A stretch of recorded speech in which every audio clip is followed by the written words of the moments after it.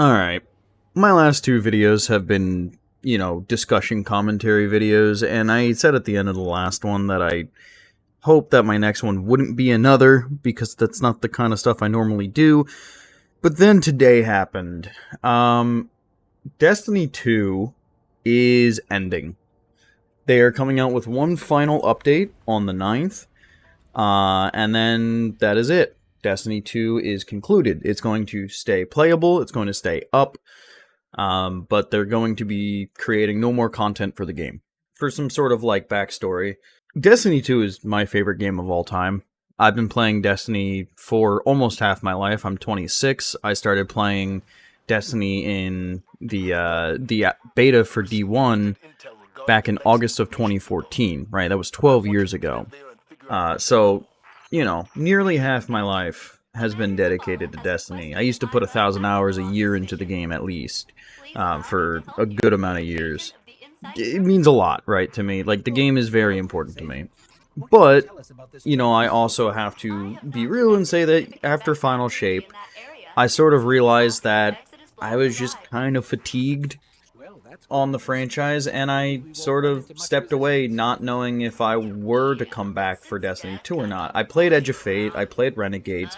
They weren't bad. I honestly, I don't even think Edge of Fate was bad, to be honest. A lot of people hated Edge of Fate. I think it was blown out of proportion, but it still didn't keep me around much because ultimately I understand that for me, it's just a matter of I've been playing it for so goddamn long. It's time for me to sort of take a break for a while until something major happens, right? The reason that I bring this up is because emotion is the killer of reason. And there's a lot of very emotional people. A lot of people say, and have been saying, oh, Destiny is dying for Marathon. Oh, Destiny died for this game. Fuck Marathon. Why would I play Marathon? Bungie killed Destiny for it, right? And it's such a common thing that I'm seeing. And it just really isn't the case at all, right? People get pissed when you say, no, Marathon didn't kill Destiny, and then you ask them to say why, and they just go, because Destiny bad now, and Marathon's out, so it must be that. And it's no, you really have to look at the things that have led up to where Destiny got to today, and really understand that Marathon didn't have anything to do with that. So, I have a list of things that have just snowballed to lead up to Destiny 2 becoming an end-of-life product, starting on the 9th. And I just want to go over them because it's a lot of people don't think about what causes things to happen. Humans are very big with, oh, this thing that I don't like happened. Oh my god, who's to blame? And then they just metaphorically punch the first person they ever see in the face, right? People don't like to look deeper. They just find the quick, easy answer. Oh, it's this thing because it's right in my face, right? People do it all the time, with companies and CEOs, right? The CEO's the face of the company. Any bad thing that happens with the company, the CEO is blamed, even though the CEO was just sitting on his yacht and it was the 5 people under him that made that decision, right? Same with, governments, right? The American president actually doesn't have that much fucking power. One of the least powerful people in the government. Everything's done by Congress for the most part, but everybody blames the president because he's the one singular face that people see, right? People love blaming the thing that they see because they don't want to think about the things that they don't, right? It's just easier to go, hey, it's that. I'm not going to think further on it. That's what I see. That's what it is. It has to be, right? It's in my face. But really, nothing works that way, and when you take away the emotion of, oh my god, the company that made this game I love is now working on this game while the other game dies, it must be that other game. When you take away that emotion, and you actually, look at the layers in, 9 years of Destiny 2, which most games don't last that long. I don't get into that as part of it. It really isn't Marathon, right? So, like I said, I have a bunch of things here that I've listed. But, I mean, first and foremost, I think, by no surprise, the first thing to list is definitely the content vault, right? The content vault is a major, major reason that Destiny has not had more success, right? It was an absolute stain on the reputation of Bungie and the game itself. Anybody in the gaming market who doesn't play Destiny, when they hear about it, they're like, oh, that's the game that removed all that content, right? Like, that's all people outside of Destiny know Destiny for. That's a problem, you know? That's a big problem. That's a stain on your reputation that causes people to not want to try your game because they are afraid that if they spend money in your game, the thing they spent money for is just going to be taken away, right? And to a certain extent, that was kind of true, right? Even though expansions quickly stopped being sunset, right? But it's still something that people worried about, and rightfully so. As an outsider, you don't know that truth, and that stops people from wanting to come in. And more people coming in is a topic I will also touch on later, because there's more to it than that. The second thing, you know, it is just franchise fatigue, right? Destiny 2 has been going for nearly 9 years. Basically 9 years at this point, right? Almost a fucking decade. If you include Destiny 1 in there, that's an extra 3 years, right? That's 12 years of Destiny. There are very, very little games that last that long, and the fact that we've gotten this long out of Destiny is incredible. Especially with everything that the game has gone through. With everything, all the controversy that Destiny and Bungie has been through and had to deal with, the fact that we've gotten 12 years out of this franchise is nuts. When both Destiny 1 and Destiny 2 launched to very poor reviews and reception. It's a miracle we've gotten this far. Marathon didn't exist to make Destiny 1 launch with so little content with a major reboot, right? Marathon didn't cause Destiny 2 to launch with a bunch of features missing from Destiny 1. It didn't cause it to launch without randomly rolled gear. It didn't cause it to launch without a quest system again. It didn't cause it to launch without, you know, fucking... What did it launch without? Oh, I mean, it launched without a fucking lot of things. A launch without special weapons. All special weapons becoming heavy, right? That was Bungie's decision.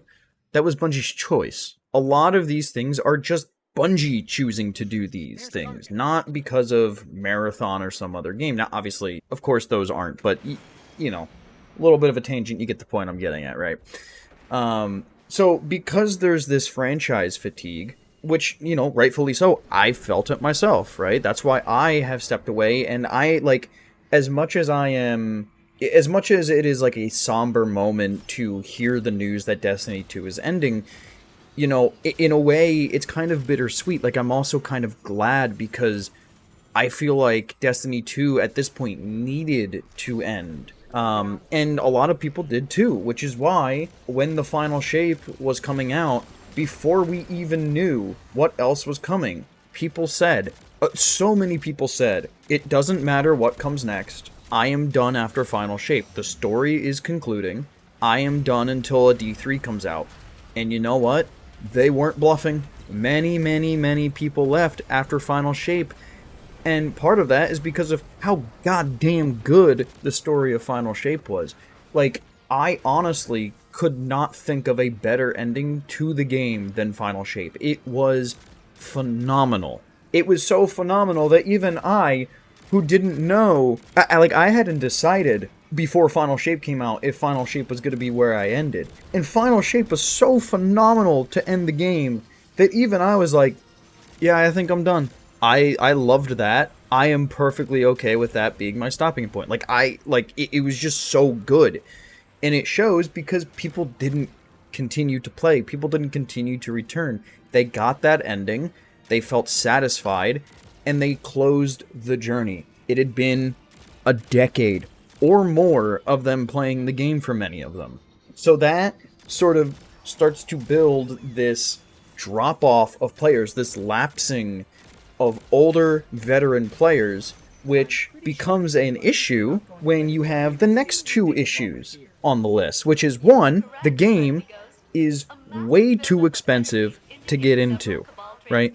Way too expensive. They do bundles and whatnot, but the bundles never include everything, so you need to buy the bundle, and you need to buy this and this and this on top of it to get all the experience and all the exotics and catch up, and it just, like, it is a nightmare to get into. Destiny 2 is the only game in existence where I feel guilty for recommending it to somebody, because it is such a good game. When Destiny 2 is great, it is fantastic, but it's like I'm telling somebody to give up their entire bank account when I ask them to buy to start playing Destiny.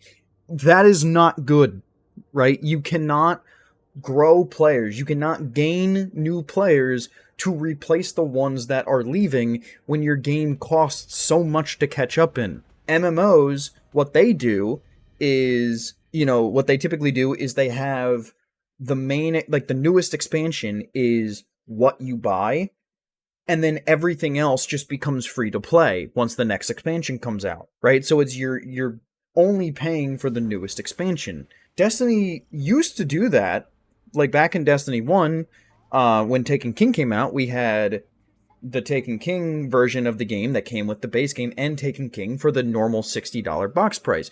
When Rise of Iron came out, it also came with Dark Below and House of Wolves, of course. When Rise of Iron came out, they did the same thing. They had the Rise of Iron, like the Legend version of the game that came with Rise of Iron, the base game, House of Wolves, Dark Below, and Taken King for the normal $60 price tag. It was always the price of a normal game to get into Destiny 1 at any point throughout the journey. Destiny 2 quickly stopped doing that. Like, Forsaken did it, actually. And then I don't think they did it after that. It started being fragmented, and they went to this a la carte direction, which, to an extent, was good, right? Having it be a la carte, not having to rely on previous expansions to play the new one, really good. But when it comes to never having a sufficient bundle to make a good entry point for new players, you get a massive, you just have a massive trend where players naturally lapse on the game over time. No game can solve that problem. It's human nature. No one's going to stick with anything forever. And you're not getting the people to come in because they don't want to spend the, at certain points of the game, $200-$300 to catch up on everything.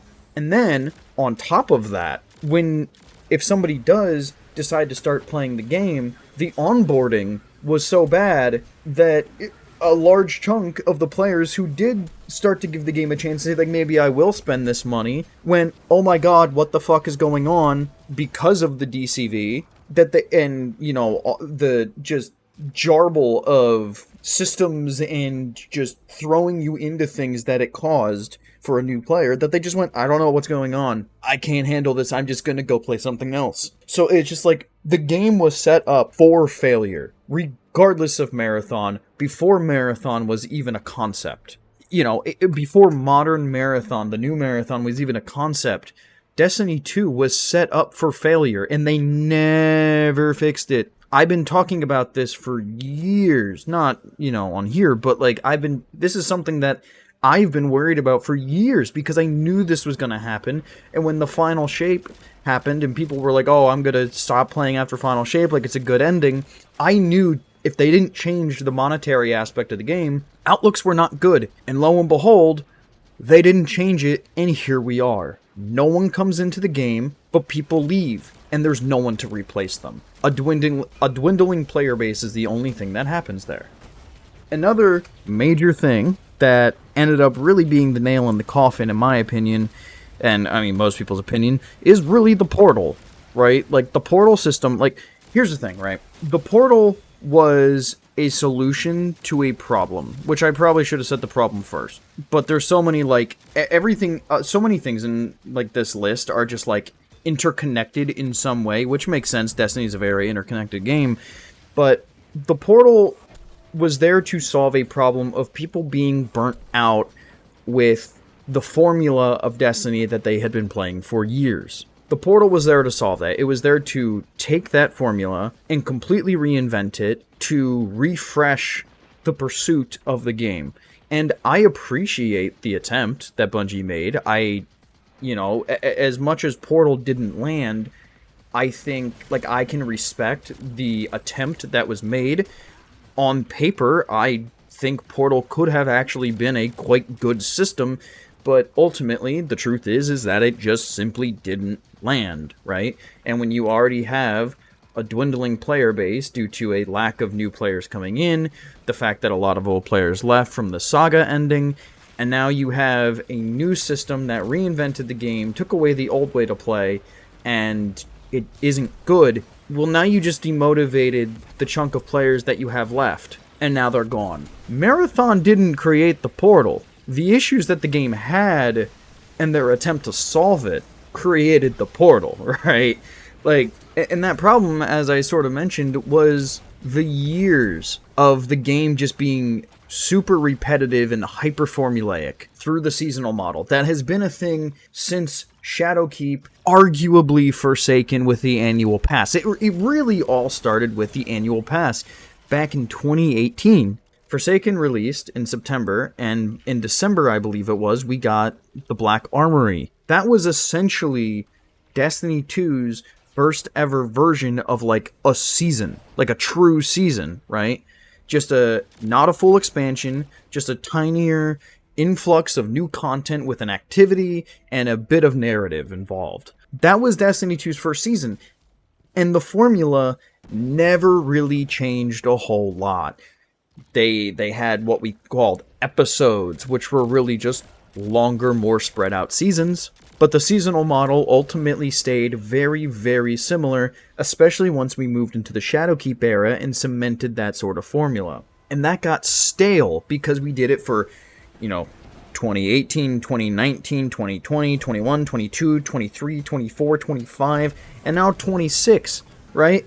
That's 8 years. It's been almost 8 years. Like 7-8 years of doing the same formula. They finally tried to change it up, and it just didn't land. Marathon didn't cause that. That was decision making. That was a lack of innovation, which wasn't entirely even Bungie's fault, which, again, I keep saying I will get into. But it's just like, Marathon did not cause the stagnation in Destiny. The stagnation started before Marathon was even in development. Marathon did not cause the Portal. Portal was an attempt at a solution to the stagnation, to the repetitiveness, to the formula that got stale. It was an attempt to alleviate the franchise fatigue that Destiny players were facing. And it had a lot of good ideas, but it didn't put them in a great package. And that was the big problem.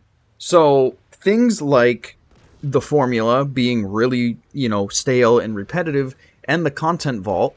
So this is where I start to get into like how everything is so interconnected, right? Because while the Portal was a symptom of the stale formula, the stale formula and the content vault is a symptom in and of itself of the Tiger Engine, the boogeyman, the Tiger Engine, right?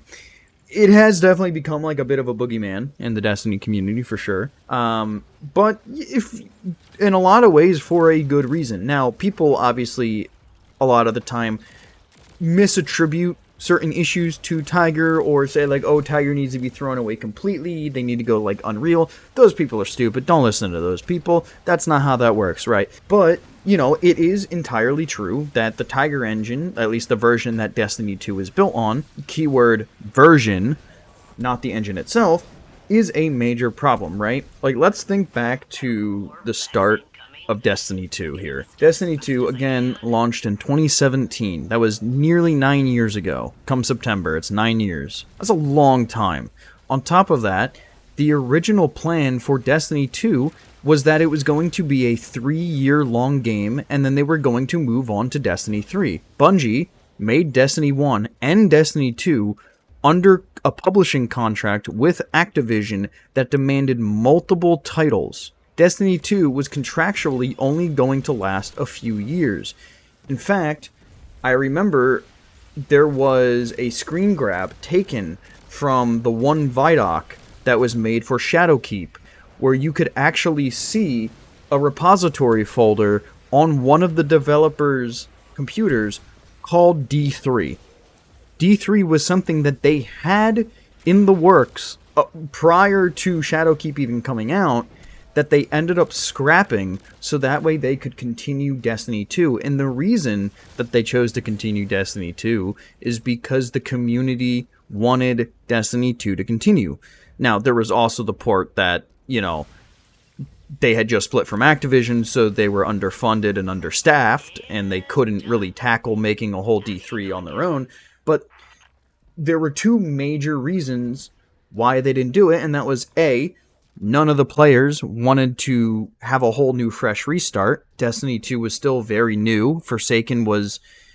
we were still in the Black Armory season when they split from Activision and said they started talking about how they were probably just going to stick with D2, right? We were still in Black Armory then. It was the first content release post-Forsaken. The game was fresh. It was fun. It was exciting. People didn't want to go to D3. People didn't want to start over again, and Bungie knew that, right? And on top of that, Bungie said themselves that if Destiny 3 were to happen, and if they were to avoid the mistakes that Destiny 2 made at launch, they would have to stop making Destiny 2 entirely, and we would have to go years without any Destiny content anymore. Now, that's a problem, because A, people don't want to go without Destiny content, and 2, Destiny at the time was their only game. If Bungie isn't making Destiny content back then, they don't have a single penny of income anymore.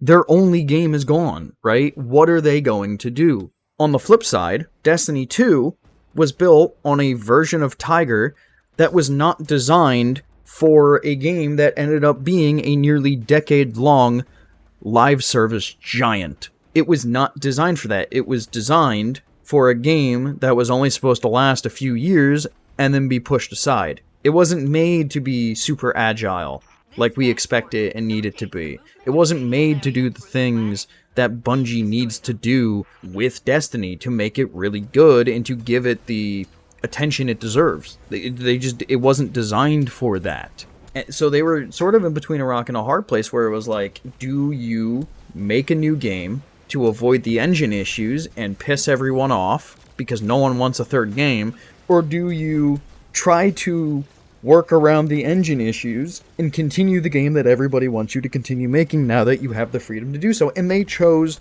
the latter. They chose to continue Destiny 2 into a realm that the engine it was built on was never supposed to maintain.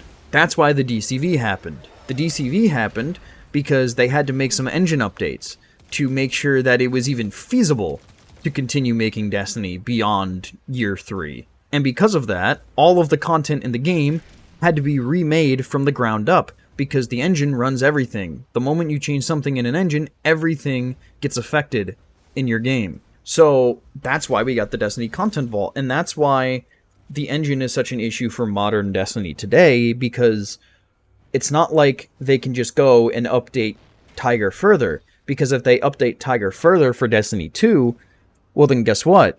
They still need to go and remake all of the content in the game, because the updates that Tiger needs to be sufficient for a live service game as agile as Destiny should be would require such major overhauls to the engine architecture that none of the content would work, and we would almost certainly go through yet another massive content vaulting, and no one would want that. It is a rock and a hard place. There was no good options. The engine was the problem. The major problem that was sort of like the core of this entire snowball. And the proof, really, is Marathon. Marathon does a couple good things, right? Like, I was fairly anti-Destiny 3 until I played Marathon. Once I played that, it actually made me really excited for Destiny 3. Because it showed that, okay, the Tiger engine, when it's updated and made for the type of game that it's running, is very versatile and very quick, right? They're able to make super quick changes. The amount of, experimental playlists that they've made, the speed at their patches, and, the adjustments that they do to things. They don't just have to turn things off. They just go, oh, that's broken, and in a few days you have a patch fixing it, right? Destiny almost has really never seen that because it wasn't possible before. Back in Shadowkeep, it used to take them over a day to do anything, because like back in Shadowkeep, if they wanted to do anything, it took forever, because if they wanted to go in and change the tiniest little thing about a patrol zone or something, they would have to compile the entire game just to test that thing, and it would take them over a day most of the time on most of their systems to recompile the game just to test if the thing they did worked. Tiger was not built for the game that Destiny 2 became, right? It just wasn't. Meanwhile, in Marathon, with a very much so updated version of Tiger that is built for this kind of stuff, there was an issue where people were, if you were playing as Thief, you could grapple hook up to a vent that you weren't supposed to get into from that place, and just wait for somebody to sort of cheese an enemy player out of their gear. And you know what? They hotfixed a one-way barrier within like a day or two of people discovering that. They hotfixed a one-way barrier. And when I say hotfix, I mean the actual term of a hotfix. A lot of companies say like, oh, it's a hotfix, and then you need to shut off the game and download an update. That's not a hotfix. A hotfix means there was no update. You didn't have to shut down the servers. You didn't have to update your game. It just appeared, right? It wasn't there, and then it was. I don't even know how that's possible, right? Destiny could never have anything like that happen in Destiny 2 because the systems aren't there to do that. Marathon it is, and it shows. Like, the speed, the agility at which they're doing things shows that the engine really, really was a massive problem. It's like, you know, you wouldn't build a mansion on the foundation of a mobile home. You know? You're not going to do that. It doesn't make sense. And that's kind of what Destiny 2 became. It was like a little tiny cottage, right? It was supposed to be nice, quaint, small, and then they move on to the next house. But then they went, you know what? Let's just turn this into like a $5 million mansion. And they went, oh my god, the foundation, it doesn't fit on the foundation. Holy shit, it's toppling. And then they just let it topple for, you know, the next like 5 years. That's the key of it all, right? So when I played Marathon and I saw all of that agility that they have, it made me so hopeful for a Destiny 3 because, dude, a Destiny 3, like, if you haven't played Marathon, you might not get it. If you have played Marathon, you get it, right? But a Destiny 3 built with even if it just had the exact version of Tiger that Marathon has, which it wouldn't, it would have an even newer version because it'll come out later, but like, even if it just had the version of Tiger that Marathon was built on, Destiny 3 could be fucking generational.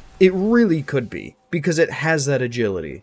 Now, that was a bit long-winded, but that engine was all, like, the engine in Destiny 2 was also a major reason for the next big point, which was the fact that we've just had so many goddamn years of rampant bugs and instability in the game, which again is really due to the fact that the Tiger engine that Destiny 2 is built on sucked for what the game became. You know, I'm not going to harp on it a whole bunch because I already kind of just did, but like they just couldn't, they didn't have that agility to fix the things fast enough, to test the things fast enough. You know, there were so many instances of, you know, people like to blame the quality assurance team, which again is sort of like, oh, I'm just going to punch the first person I see. There's a bug. It must be quality assurance. No, the quality assurance finds this. They find that. Chances are quality assurance has found the majority of the things that you've discovered in-game and complained about. But guess what? They didn't have the time because the engine was too slow.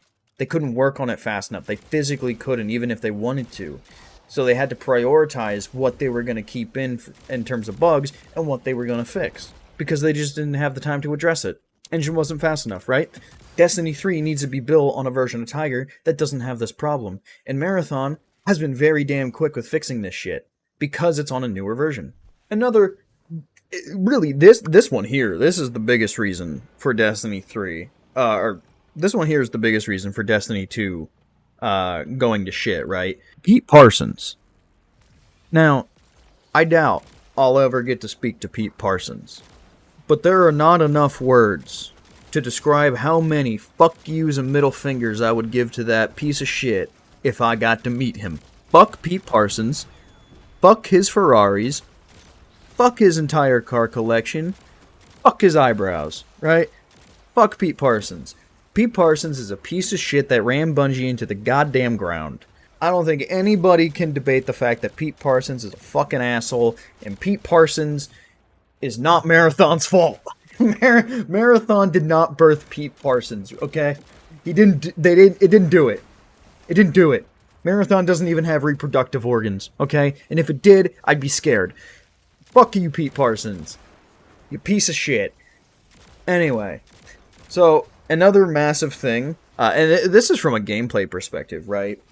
Another massive thing, on top of, just the repetition, the game becoming so formulaic, is Destiny really, for the last 4 years, really, in my opinion, has really tried pushing this trend where it's like, oh, players want more difficulty. Okay, we'll just give the enemies more health. Oh, players want more difficulty still? Okay, we're just gonna give the enemies more health. And they just kept doing it, and doing it, and doing it, until the point where it was like, dude, I can't stand it, because now primary weapons were always such a problem. I should say always. Primary weapons have been pretty decent. More than players would give credit for in a lot of cases, but, at this point in time, primary weapons might as well not exist if you're going to play any sort of high-end content for good gear, because it's to the point where enemies have, 50 times the amount of health that they normally would in the normal version of the activity, because that's all difficulty sort of trended towards in Destiny, which is multiply the enemy's health, multiply the enemy's health. Oh, they want it to be more difficult? Give the enemy more health. And it builds to a point where everything is just a fucking tank. You look at a Vandal, inside, a fallen Vandal, and they take, 7 sniper shots, and it's like, why? Why do I have to shoot you in the head with a sniper 7 times to kill a Vandal? Stupid, right? That trend towards rewarding gameplay just being bullet sponges, and not even bullet sponges, just bullet bricks. Sponge has been sunset. Bricks are the new thing. They are bullet bricks. It's just not fun, right? And that just even further led to people being burnt out, because it's just it's not engaging to just sit there and shoot an enemy with 10,000 health for 16 damage per bullet. That's not fun. They never nailed, how to meaningfully give difficulty to the game. And honestly, I think they kind of, they did towards the end start to really, understand with the whole threat system, right? With I feel like they're called the Banes. Banes? Is it Banes? Where, one enemy might start charging up and then do a big fire nova, right? That was honestly a sick system. I think it was really cool, but the issue was that it came after Final Shape had already run its course, and people had already been leaving the game. There was no saving it at that point, right? It was a thing where it was a great addition to help start to shift, but we never got to see it fully come to fruition with all of their plans, because clearly the game did not last long enough to see that happen. So, the next issue that sort of led to the demise of Destiny, this one definitely much more less so, right? Because a lot of systems updates were good, but it is worth noting that the game is essentially a ship of Theseus at this point. It is just tons of systems that have been reworked and redone and added and removed, and it's just every single thing. If you took somebody who played Destiny 2 at launch, and only launch, and you showed them Destiny 2 today, it is not the same game. It is a completely different game. Every single thing that they know about Destiny 2 from year 1 is no longer true. It is absolutely the game of Theseus. It just is. And while a lot of those systems and reworks and whatnot have been very good, it is worth noting that it makes the game very hard for a lapsed player to come back into. It is not just new players that need to come into the game, it is also older players that have taken a break, that had maybe things in life go on. Maybe someone got married, maybe someone had a kid, maybe someone left to go to college and was busy doing that instead of, killing Oryx for the 730th time, right? Like, people move on from games, they take breaks, they have life happen, and they go, hey, I should go back. And then they look at the game and they go, what game is this? I thought this was Destiny 2. So that leads to yet another instance of players leaving and no players coming in. It snowballs and it snowballs, and all these things just combine to create the announcement that we had.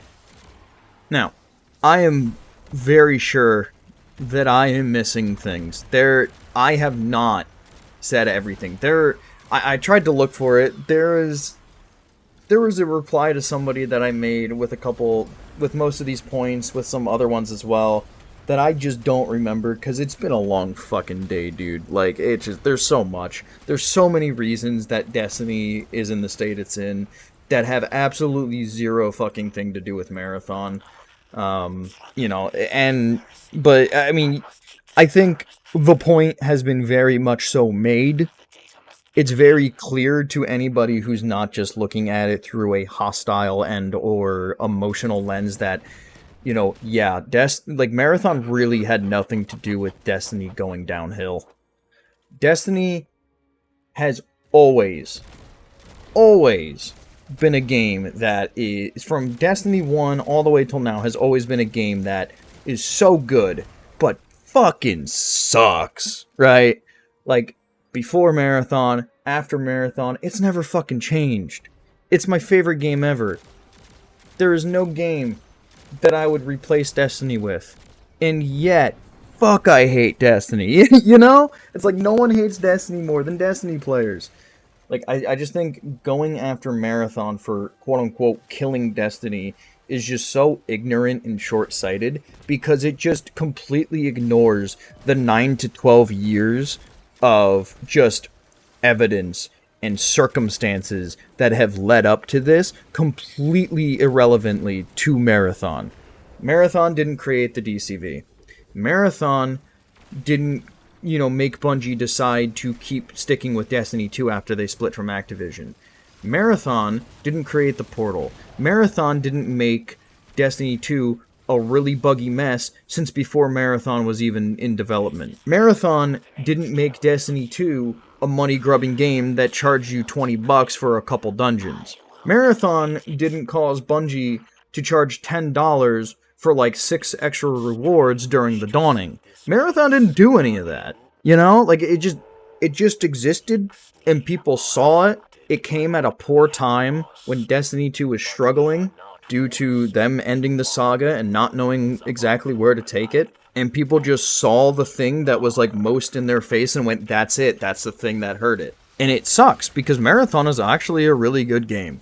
And it does not deserve to be blasted for killing Destiny 2. The facts are on the table. Look at the last 9 years. Marathon ain't that. If anything, and this is going to sort of get into some speculation about Destiny 3, if that ever happens, which I do think it will, Marathon, if anything, is the reason Destiny 3 can happen.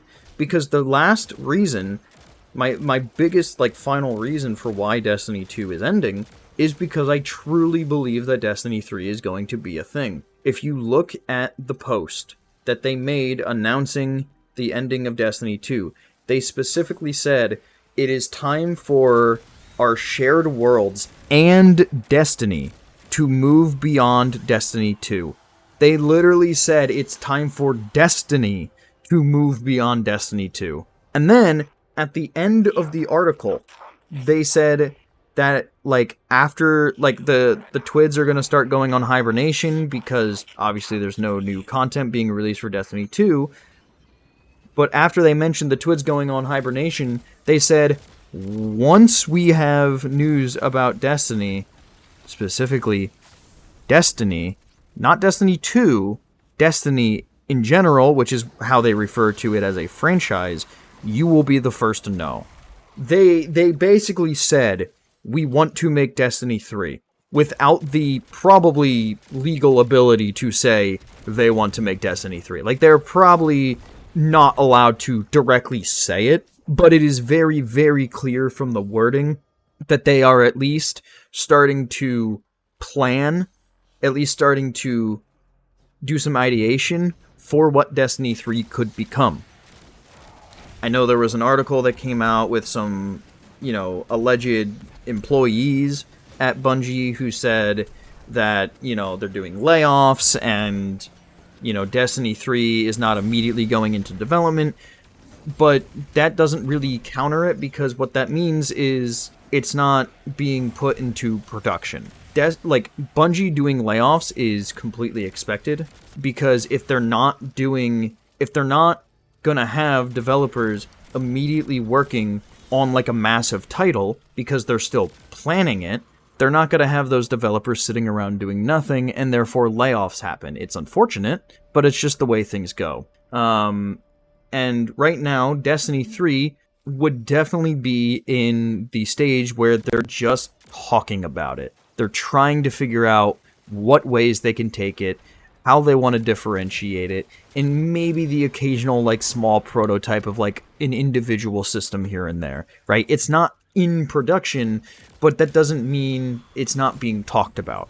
Two very different things, a big distinction to make. And if we go back to what Bungie had said in the past, during the Forsaken era, where they said if they wanted to make Destiny 3, then Destiny 2 would have to end, then, yeah, here we go. Marathon exists. If anything, Marathon is the reason Destiny 3 can happen now. Because before Marathon existed, as I mentioned earlier, if Destiny 2 were to end so they could spend years making Destiny 3, well, now they have years where they have no income. Sure, people would still probably buy, some stuff in Destiny 2 and whatnot, but, ultimately, with no new content coming out, they essentially can all of their income. At least with Marathon, they have an active game that is running, that can be some sort of little revenue source. Is it gonna pay for Destiny 3? Fuck no. Fuck no. Destiny 3 is going to be a massive investment that is going to have to be basically, completely given by Bungie. Or by Sony, not Bungie. But at least Marathon is going to be a, hey, we have an income source. This can at least help us supplement our business until Destiny 3 is ready. They wouldn't have that without Marathon, and this decision wouldn't have been able to happen. Bungie, as a company, cannot just go, yeah, fine, we'll just have zero revenue sources for 4 or 5 years. They can't do that. You just can't. Marathon allows them to do that because that's their revenue source now. Now, they can comfortably go, okay, Destiny 2 has all these issues. Destiny 2 can no longer be sustained at a quality that we and the players want. We are now in a position to, if things go well, close Destiny 2 and make a better game. With the new version of the engine, with the new systems that will make the game that it needs to be. Think back to Season of the Worthy. I know most people don't want to think back to that, but think back to Season of the Worthy. Remember the infamous door? I don't remember how long that door was broken. It was a while. I think it was 2 weeks or something like that. I feel like it was around 2 weeks where there was this door that we needed to open to start to start a part of the seasonal quest. And the door just couldn't be interacted with because of a bug. And it took them 2 weeks to fix it. Because the game was just so slow to iterate and work on. If that happened in Marathon, it'd be fixed in at most a day. Just from what we've seen so far, that shit would be fixed in maybe a day. And that is the thing that needs to be seen as the silver lining here, is Destiny 2 had a lot of issues that were entirely based on the circumstances of Destiny itself. And Marathon has proven that if Bungie is using this time to give the community a break, give themselves a break, and refresh themselves with a brand new Destiny title. The technology, the skill, the understanding is there now to where there is no reason that Destiny 3 cannot be like an industry-defining game. Destiny 2 killed Destiny 2. Marathon is going to be what helps us get Destiny 3. It's an income source. It's a testing grounds for new engine technology. A game that was finally built on a foundation that is meant to support agile live service where they can test new technology that will be used in a brand new Destiny game. Don't write off Marathon for Destiny 2 dying. Embrace the game for what it could mean for Destiny in the future. And when you get mad or upset about what ended up happening to Destiny 2 and how the game was handled, don't get mad at Marathon. Say fuck you to Pete Parsons.